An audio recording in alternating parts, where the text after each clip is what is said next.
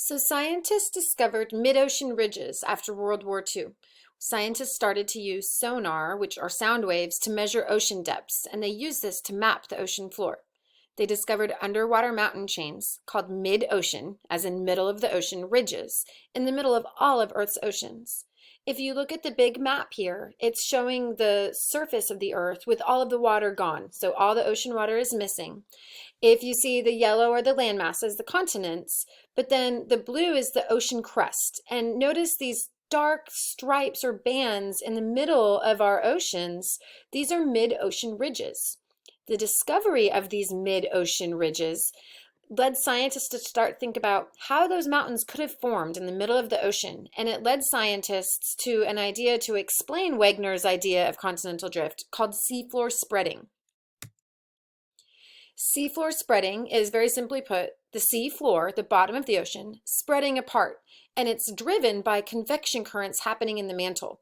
So you have this hot mantle getting heated from the hot core and rising, and then cooling and sinking, and heated and rising, and cooling and sinking.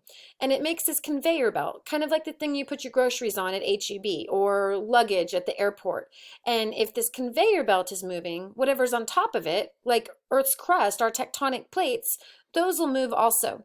And so that hot magma will push up through the middle of the ocean floor. That crust, it's pretty thin. When it hits that cold ocean water, it cools and solidifies and it turns into rock. And then this process keeps going, so it gets spread or pushed apart. As those rocks are forming in the middle of the ocean, they pile on top of each other as that lava comes up through the surface and hits the cold water, and then it cools into solidifies and makes a mountain chain. We can look at an animation of this, and first notice we can look at some labels. So we have the ocean crust. This is kind of a side view, and then the top part of the mantle. Remember, together that's called the lithosphere. Underneath that top part of the mantle, the rock is more liquid. It's almost lava or magma. As that hot rock rises, because it's less dense than the surrounding rock, it's actually going to break through the crust, and it'll break through and spread apart or push apart the crust and create seafloor spreading. So you can see you get this mid-ocean ridge, this underwater mountain chain, these underwater volcanoes, and we find these in the middle of all of our oceans.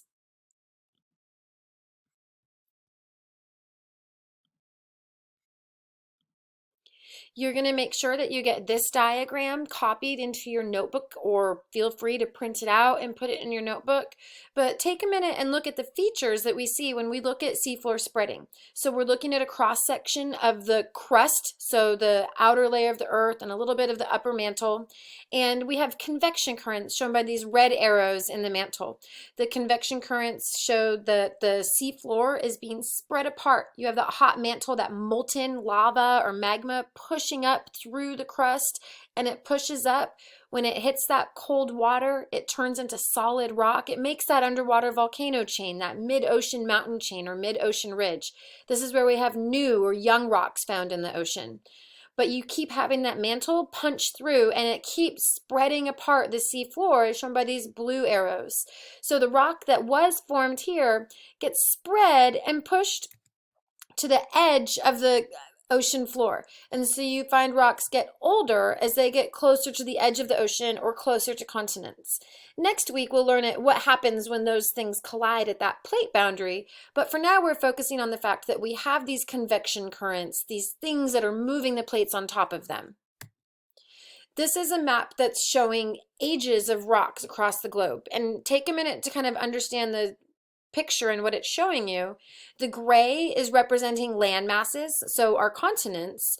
What scientists can do is they can take samples of rock from all across the ocean floor, and they can do chemical analysis and find the age of those rocks.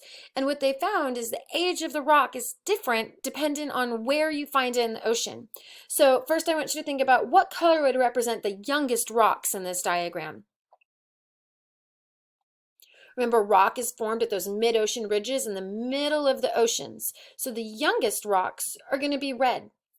Those rocks don't stay there because you constantly have convection currents and more seafloor spreading. And so the rocks that start here, hundreds of millions of years from now, they're going to get push to the edge of the ocean basin. And so as they get closer to the continents, that's where you find your older rocks. So the oldest rocks are represented by blue. We're going to continue this week and look at what evidence do we have for seafloor spreading in addition to just looking at the ages of rocks.